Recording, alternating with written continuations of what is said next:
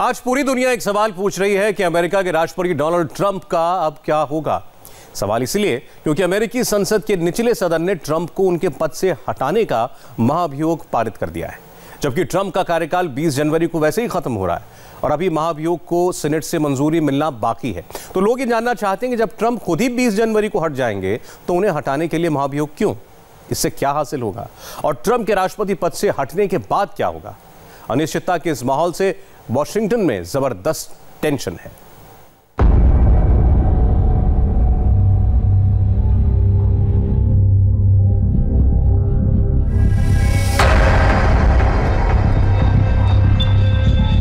ये अफगानिस्तान या इराक का कोई अमेरिकन मिलिट्री बेस नहीं है। ये तस्वीरें वर्ल्ड की इकलौती सुपर पावर होने का दावा करने वाले अमेरिका की संसद की है।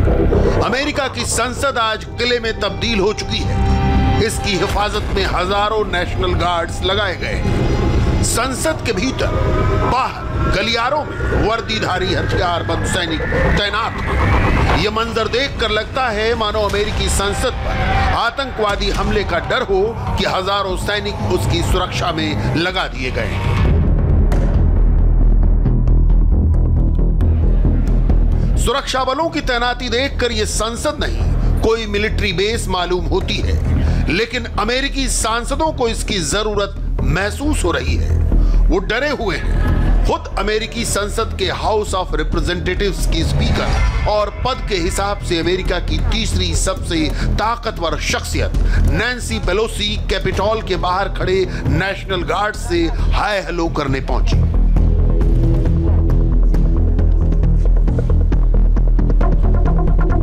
सिर्फ कैपिटॉल ही नहीं, व्हाइट हाउस से लेकर अमेरिका की राजधानी वॉशिंगटन डीसी के चप्पे चप्पे पर जबरदस्त सुरक्षा इंतजाम किए गए हैं। अब जबकि अमेरिका में नए राष्ट्रपति शपथ लेने जा रहे हैं तो उसकी राजधानी में इमरजेंसी लगी हुई है।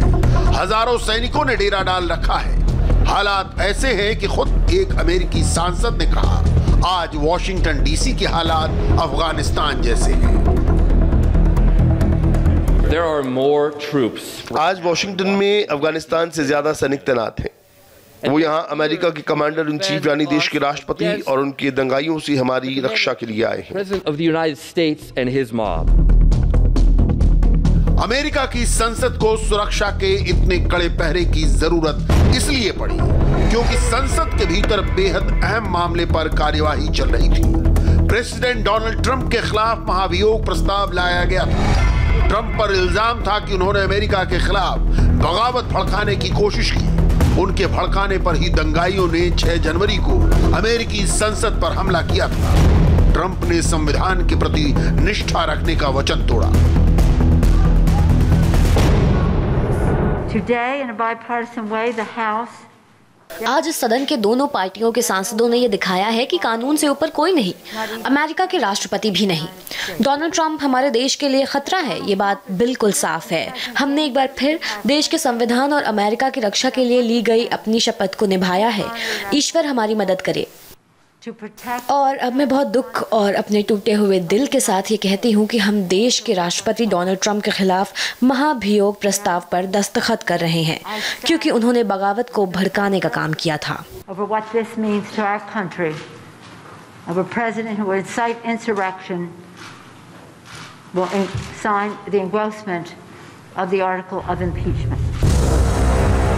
ट्रंप के खिलाफ महाभियोग को अमेरिकी संसद के निचले सदन यानी हाउस ऑफ रिप्रेजेंटेटिव्स ने पास कर दिया है। स्पीकर नैन्सी पेलोसी ने ट्रंप को देश के लिए सबसे बड़ा खतरा बताया।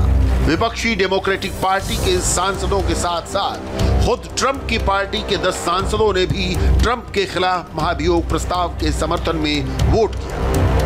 resolution is adopted. Without objection, the motion to reconsider is laid upon the table. House of representatives के इम्पीचमेंट मोशन पारित करने के बाद डोनाल्ड ट्रंप अमेरिका के पहले ऐसे राष्ट्रपति बन गए जिनके खिलाफ 2 बार महाभियोग पारित हुआ है। 2019 में भी अमेरिकी संसद के निचले सदन में ट्रंप के खिलाफ महाभियोग प्रस्ताव पारित हुआ। हालांकि तब उनकी पार्टी के सांसदों ने ट्रंप के खिलाफ वोट नहीं दिया था और सीनेट ने हाउस ऑफ रिप्रेजेंटेटिव्स के इस महाभियोग प्रस्ताव को खारिज कर दिया था। ये अमेरिका के इतिहास का बेहद अहम लम्हा है। डोनाल्ड ट्रंप अमेरिका के पहले ऐसे राष्ट्रपति बन गए हैं जिनके खिलाफ 2 बार महाभियोग पारित किया गया है। ये महाभियोग बड़ी तेजी से पारित हुआ। ये प्रस्ताव जितनी तेजी से पारित किया गया है उससे अमेरिका की संसद पर हुए हमले को लेकर सांसदों की नाराजगी साफ झलकती है, खासतौर से डेमोक्रेट सांसदों की। हालांकि इसमें कई रिपब्लिकन सांसद भी शामिल हैं।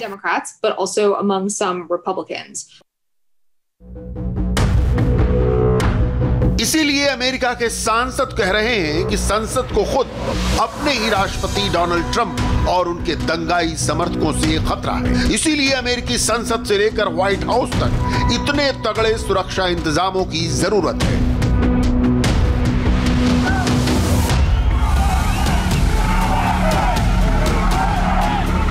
ट्रंप से अमेरिका को खतरा क्यों है, इसे समझने के लिए आपको 8 दिन पहले की इन तस्वीरों को देखना होगा, जब प्रेसिडेंट ट्रंप के भड़काने पर उनके दंगाई समर्थकों ने अमेरिकी संसद पर हमला कर दिया था। उस वक्त संसद की बेहद अहम बैठक चल रही थी जिसमें नए राष्ट्रपति जो बाइडेन के चुनाव पर आखिरी मोहर लगनी थी, लेकिन ट्रंप किसी भी सूरत में हार कबूल करने को तैयार नहीं थे। उन्होंने अपने समर्थकों को भड़काकर अपने ही देश की संसद पर हमला करा दिया था।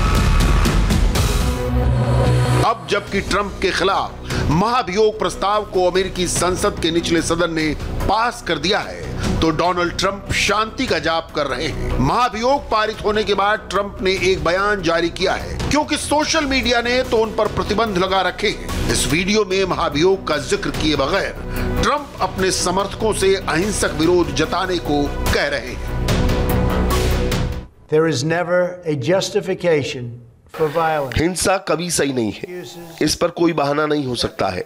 अमेरिका कानूनों का एक राष्ट्र है। जो लोग पिछले हफ्ते हमलों में लगे थे उन्हें सजा दिलाई जाएगी। सभी आवश्यक संसाधनों का इस्तेमाल करने का निर्देश दिया है। वॉशिंगटन डीसी में हम शहर को सुरक्षित करने के लिए हजारों राष्ट्रीय गार्ड को ला रहे हैं ताकि बिना किसी दुर्घटना के ट्रांसफर हो जाए। Every American deserves to have their voice heard in a respectful and peaceful way. Trump का शांति पाठ एक तरफ, पर ट्रंप के खिलाफ दूसरी बार महाभियोग प्रस्ताव पारित होने के बाद सबसे बड़ा सवाल यह है कि आखिर अब डोनाल्ड ट्रंप का क्या होगा। क्या उन्हें राष्ट्रपति पद छोड़ना पड़ेगा? क्या ट्रंप के खिलाफ मुकदमा चलेगा? असल में अमेरिका के राष्ट्रपति को उनके पद से हटाने के लिए संसद के दोनों सदनों यानी हाउस ऑफ रिप्रेजेंटेटिव्स के साथ साथ सीनेट से भी महाभियोग प्रस्ताव पारित होने की जरूरत है। लेकिन सीनेट की बैठक अभी नहीं चल रही और अमेरिका में नए राष्ट्रपति के पद ग्रहण से पहले सीनेट की बैठक होने वाली भी नहीं है। हालांकि अमेरिका की डेमोक्रेटिक पार्टी चाहती है कि सीनेट की इमरजेंसी मीटिंग बुलाई जाए। फिलहाल अमेरिकी सीनेट में ट्रंप की रिपब्लिकन पार्टी का बहुमत है और वो इमरजेंसी पावर्स का इस्तेमाल करने को राजी नहीं। जाहिर है निचले सदन से महाभियोग पारित होने के बाद भी ट्रंप की सेहत पर कोई खास असर नहीं पड़ने वाला। महाभियोग पारित होने से ट्रंप पर कोई असर नहीं पड़ेगा। उन्हें न तो दोषी ठहराया जाएगा और न ही पद से हटाया जा सकेगा, लेकिन वो इससे पहले ही पद से हट चुके होंगे। पर संसद पर हमले की वजह से अमेरिकी सांसदों में जबरदस्त नाराजगी है। ये अमेरिका के राष्ट्रपति के हिंसा भड़काने वाले इतिहास की अभूतपूर्व घटना थी। वो इसके लिए उन्हें यूं ही नहीं छोड़ देना चाहते, भले ही ट्रंप पद से हट जाएंगे। मतलब ये कि डोनाल्ड ट्रंप को 20 जनवरी यानी उनका कार्यकाल खत्म होने तक उनके पद से नहीं हटाया जा सकता। 20 जनवरी को ट्रंप की जगह जो बाइडेन अमेरिका के राष्ट्रपति बन जाएंगे। अब सवाल यह है कि ट्रंप के राष्ट्रपति पद से हटने के बाद क्या होगा। राष्ट्रपति पद छोड़ने के बाद भी ट्रंप पर सीनेट में महाभियोग चलाया जा सकता है। ऐसा हुआ तो भी प्रस्ताव पारित होना मुश्किल है। इसे ऐसे समझिए, 19 जनवरी के बाद अमेरिकी सीनेट में डेमोक्रेटिक पार्टी और रिपब्लिकन पार्टी की ताकत एक बराबर होगी। दोनों पार्टियों के 50 से 20 सीनेटर होंगे। सामान्य मामलों में उपराष्ट्रपति कमला हैरिस का वोट टाई ब्रेकर का काम करेगा, यानी डेमोक्रेटिक पार्टी को सामान्य बहुमत तो मिल जाएगा, लेकिन महाभियोग प्रस्ताव के लिए 2/3 बहुमत चाहिए। यानी ट्रंप के पद से हटने और जो बाइडेन के राष्ट्रपति बनने के बाद भी महाभियोग प्रस्ताव जारी रहेगा। And that means that this trial will happen. इसका मतलब ये है कि ट्रंप के खिलाफ सीनेट में महाभियोग तब चलेगा जब जो बाइडेन राष्ट्रपति बन जाएंगे। यानी जो बाइडेन को सत्ता संभालने के बाद सिर्फ महामारी, आर्थिक अनिश्चितता, नस्ल और पार्टी के नाम पर बटे देश की चुनौतियों भर से नहीं जूझना होगा। उन्हें अपने पहले के राष्ट्रपति के ऊपर चल रहे महाभियोग की चुनौती से भी निपटना होगा। अमेरिका के इतिहास में ऐसा पहले कभी नहीं हुआ। Predecessor, and we have never seen that happen before. अगर सीनेट में 20 जनवरी के बाद ट्रंप पर महाभियोग के प्रस्ताव पर चर्चा होती है तो ट्रंप के खिलाफ आजीवन चुनाव लड़ने पर प्रतिबंध लग सकता है। उन्हें राष्ट्रपति के तौर पर मिलने वाली सुविधाएं समाप्त की जा सकती है। लेकिन जो बाइडेन के लिए यह मौका बेहद अजीब होगा, क्योंकि किसी राष्ट्रपति के कार्यकाल में उससे ठीक पहले राष्ट्रपति रहे व्यक्ति पर महाभियोग चलने की यह घटना अमेरिका के इतिहास में पहली बार हो रही होगी। इससे पहले 1974 में रिचर्ड निक्सन के खिलाफ जेराल्ड फोर्ड के कार्यकाल में महाभियोग प्रस्ताव लाया गया था। लेकिन इस प्रस्ताव पर चर्चा से पहले ही प्रेसिडेंट जेराल्ड फोर्ड ने रिचर्ड निक्सन को माफी दे दी थी। अमेरिकी राष्ट्रपति के पास यह अधिकार है कि वो किसी भी व्यक्ति को किसी संभावित अपराध से पहले ही माफी दे सकता है। ऐसी अटकलें हैं कि राष्ट्रपति पद से हटने से पहले ट्रंप खुद को माफी दे सकते हैं। अमेरिकी मीडिया में ऐसी खबरें आई हैं। कहा जा रहा है कि ट्रंप प्रेसिडेंट के विशेषाधिकार का इस्तेमाल करके अपने पूरे परिवार को माफ करने के विकल्प पर विचार कर रहे हैं। उन्होंने इस बारे में अपने सलाहकारों से भी चर्चा की है। सवाल यह है कि क्या डोनाल्ड ट्रंप खुद को माफ कर सकते हैं? क्या यह संविधान के हिसाब से ठीक होगा? अगर ट्रंप खुद को पार्डन देंगे तो किस अपराध के लिए देंगे? क्या प्रेसिडेंशियल पार्डन के बाद भी ट्रंप के खिलाफ कोई केस चल सकेगा? और क्या संसद में चल रहे महाभियोग पर इस माफीनामे का कोई असर होगा? इन सवालों के जवाब अमेरिका के संविधान में भी स्पष्ट नहीं है। जानकारों के मुताबिक अमेरिका के राष्ट्रपति को खुद को माफी देने का अधिकार संविधान में नहीं है। हालांकि इस पर लिखित रूप से कोई पाबंदी भी नहीं है। अगर ट्रंप खुद के लिए माफीनामे पर दस्तखत करते हैं तो ऐसा करने वाले वो पहले अमेरिकी राष्ट्रपति होंगे। 3 नवंबर को चुनाव हारने के बाद वो अपने कई करीबी लोगों को माफी दे चुके हैं। खुद के लिए माफीनामा जारी करके ट्रंप खुद को अमेरिकी संसद पर हमले की जांच से बचा सकते हैं। लेकिन संसद में चल रहे महाभियोग पर ट्रंप के माफीनामे का असर नहीं होगा। राष्ट्रपति का माफीनामा केवल संघीय सरकार के खिलाफ अपराधों पर लागू होगा। ऐसे में ट्रंप अगर खुद को माफ भी कर लेते हैं तो भी उनके खिलाफ राज्यों के कानून के तहत चल रहे मुकदमे जारी रहेंगे। मैनहट्टन जिला अदालत और न्यूयॉर्क राज्य में उनके खिलाफ मुकदमे चल रहे हैं। इन पर ट्रंप के माफीनामे का कोई असर नहीं होगा। यही वजह है कि डोनाल्ड ट्रंप अब शांति का मंत्र जप रहे हैं, लेकिन इससे उनके भविष्य पर कोई खास असर नहीं पड़ने वाला। ट्रंप के तमाम सोशल मीडिया अकाउंट्स बंद कर दिए गए हैं और अब तो उनके कारोबार पर भी चोट होने लगी है। कई कंपनियों ने भविष्य में ट्रंप ऑर्गेनाइजेशन के साथ कारोबार से इनकार कर दिया है।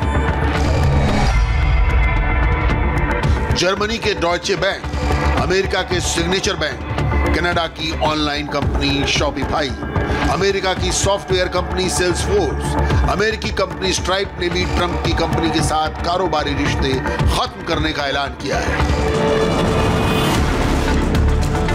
न्यूयॉर्क राज्य जहां ट्रंप का बिजनेस हेडक्वार्टर है, उसने ट्रंप ऑर्गेनाइजेशन के साथ तमाम ठेके रद्द करने का ऐलान किया है। इनमें गोल्फ कोर्स और अन्य ठेके शामिल हैं।